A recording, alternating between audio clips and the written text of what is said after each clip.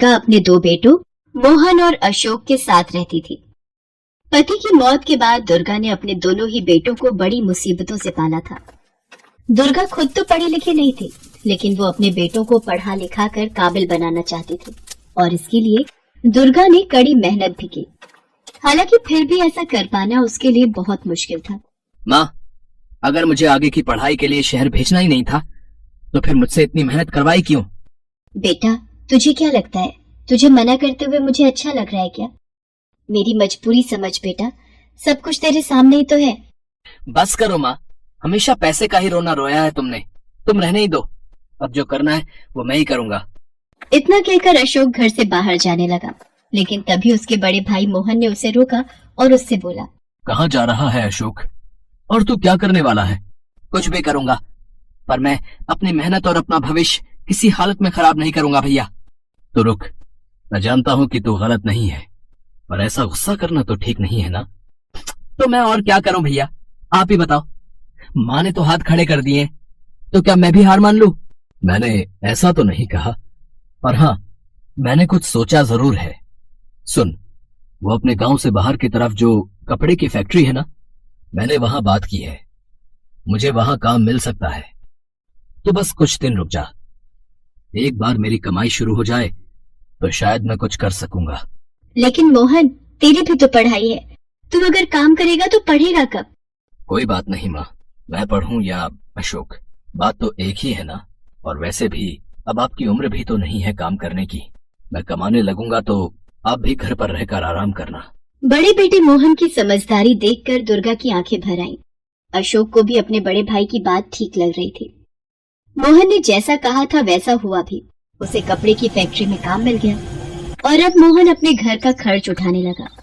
साथ ही अशोक को शहर भेजने का इंतजाम भी उसने बहुत जल्दी कर लिया। अपने घर को गिरवी रखकर उसने थोड़ा कर्ज भी लिया और उन्हीं पैसों से उसने अशोक का एडमिशन शहर के एक अच्छे कॉलेज में करवा दिया। अच्छा भैया, चलता हूँ, अपना ख्याल रखना। हाँ छोटे, जा, और शहर जाकर खूब मन लगाकर पढ़ना। खर्चे की चिंता बिल्कुल मत करना, ठीक है? और हाँ, हमेशा याद रखना, मैं और माँ तुझे एक बड़ा अफसर बनते हुए देखना चाहते हैं। हाँ भैया, अब मैं चलता हूँ। और इस तरह अशोक शहर चला आया और मोहन गांव में ही रहकर सारी जिम्मेदारियां संभालने लगा। दोनों भाई अपनी अपनी जगह जी तोड़ मेहनत कर रहे थे। अशोक ने शहर आकर खूब मेहनत से पढ़ाई की और हर साल कॉलेज टॉप किया। दूसरी तरफ मोहन ने भी रात दिन एक करके सब कुछ संभाला। अशोक के कॉलेज की फीस और घर खर्च के साथ साथ दुर्गा की खराब होती सेहत भी मोहन के सामने एक बड़ी चुनौती थी। लेकिन मोहन घबराया नहीं और किसी तरह काम चलाता रहा।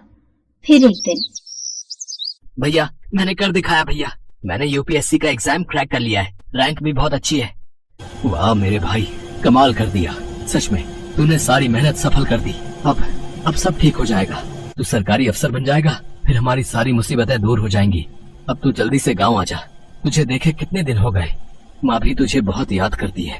अब हाँ भैया, जल्दी आऊंगा, पर पहले सब कुछ क्लियर हो जाए। कौन सी पोस्ट मिल रही है, कहाँ पोस्टिंग होगी, ये सब पता चल जाए, फिर आता हूँ मैं। मोहन को लगने लगा कि ये उसके संघर्ष का अंत है, लेकिन ये उसका भ्रम ही था। शहर में रहते हुए अशोक वाकई अपने परिवार से बहुत दूर हो गया था। उसे इनकम टैक्स डिपार्टमेंट में अपॉइंटमेंट मिला। सरकारी अफसर के तौर पर अब अशोक को न सिर्फ अच्छी तनख्वाह मिल रही थी, बल्कि रहने के लिए आलीशान घर भी मिला था। और उधर गांव में मोहन के लिए सब कुछ संभालना काफी मुश्किल होता जा रहा था। अशोक, तू ऐसा कर, अपना पता लिखवा दे मुझे, मैं माँ को लेकर आ जाता हूँ वहाँ। वो तुझे बहुत याद कर रही है, हर रोज तेरे बारे में पूछती है। नहीं भैया, आप लोग यहाँ कैसे आ सकते हो? मेरा मतलब है कि आप लोग क्यों परेशान हो रहे हो? मैं आता हूँ जल्दी। नहीं अशोक, माँ को मना करना अब ठीक नहीं है, और सच तो ये है कि मेरा भी तुझसे मिलने का बहुत मन कर रहा है। मैं भी तो देखूं कि सरकारी अफसर बनने के बाद मेरा भाई कैसा दिखता है। ओफो भैया, गवारों जैसी बातें मत किया करो आप। मेरी सरकारी नौकरी लगी है, किसी फिल्म में हीरो नहीं बन गया हूँ मैं जो अलग दिखने लगूंगा। मैं पहले जैसा था अब भी वैसा ही हूँ। सुनिए, आपको और माँ को यहाँ आने की कोई जरूरत नहीं है, मैं अगले हफ्ते तक आने की कोशिश करता हूँ। अशोक का बर्ताव बहुत ही खराब था, जिसका मोहन को बुरा भी लगा, लेकिन वो कुछ कह पाता उससे पहले ही अशोक फोन काट चुका था। मोहन बुझे मन से घर वापस आ गया और उसने अशोक के गांव आने की बात दुर्गा से कही। खराब तबीयत के बावजूद दुर्गा तैयारियों में लग गई, लेकिन मोहन में कोई उत्साह बाकी नहीं था, क्योंकि वो समझ गया था कि जिस अशोक को उसने शहर पढ़ने भेजा था, अब वो काफी बदल चुका था। इससे बेखबर दुर्गा बहुत खुश थी और बड़ी ही बेसब्री से अशोक के आने का इंतजार कर रही थी। अशोक, तू आ गया बेटा।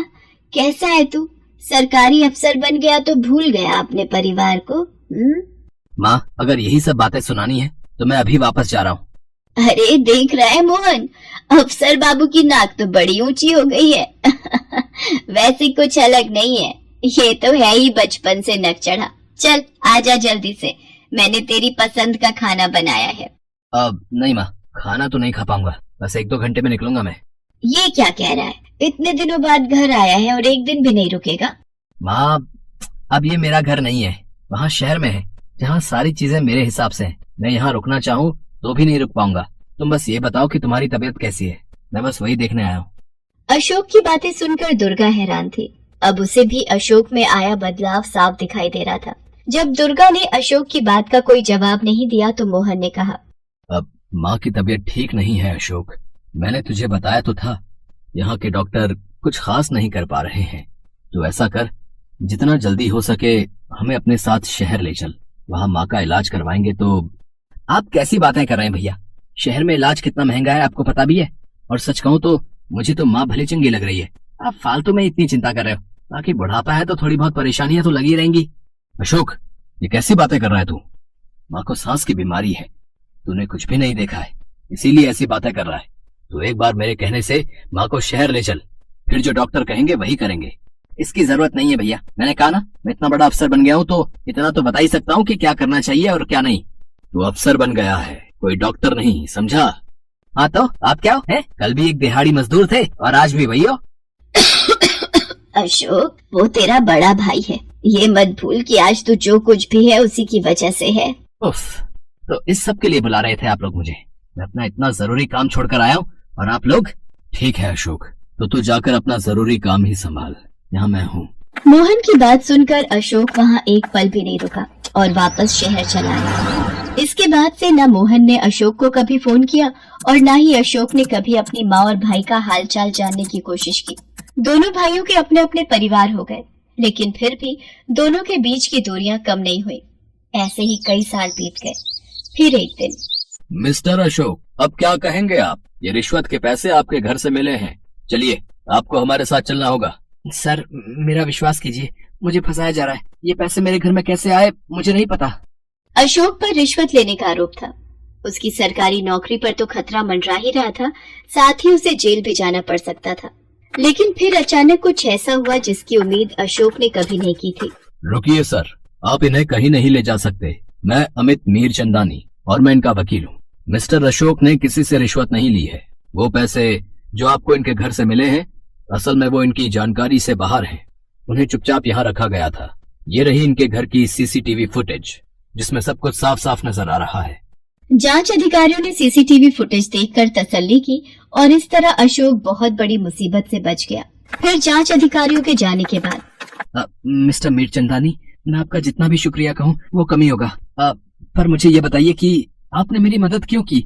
मैं तो आपको जानता भी नहीं। जी, आप मुझे नहीं जानते, लेकिन मोहन भैया जानते हैं। वो जिस फैक्ट्री में काम करते हैं, मैं उस फैक्ट्री के मालिक का बेटा हूँ। मेरे पापा ने जब अखबार में आपके खिलाफ चल रही जांच के बारे में पढ़ा तो मोहन भैया को फौरन इस बारे में बताया। ये मोहन भैया का आप पर विश्वास ही था, जिसे देखकर मेरे पापा ने आपकी मदद करने का फैसला किया और मुझे इस बारे में बताया। मैं काफी दिनों से आपका केस स्टडी कर रहा हूँ, जिसमें मैंने पाया कि आप सच में बेकसूर हैं, तो बस इसीलिए मैंने आपकी मदद की। उस वकील की बात सुनकर अशोक फूट फूट कर रोने लगा। उसे खुद पर शर्म आ रही थी। वो समझ गया था कि भले ही वो रिश्वत लेने का गुनहगार नहीं था, लेकिन अपने भाई और अपनी माँ का बहुत बड़ा गुनहगार था। अशोक फौरन अपने गांव पहुंचा और उसने मोहन के पैरों में गिरकर उससे माफी मांगी। वो अपनी माँ से भी माफी मांगना चाहता था, लेकिन अब ये मुमकिन नहीं था। भैया, मुझे माफी नहीं बल्कि सजा चाहिए, क्योंकि मैं इसी के लायक हूँ। सच तो ये है कि मैं अफसर तो बन गया, लेकिन एक अच्छा भाई और बेटा नहीं बन सका। मोहन की आंखों में भी आंसू थे, लेकिन खुशी के। उसने अशोक को अपने गले से लगा लिया और उसे माफ भी कर दिया।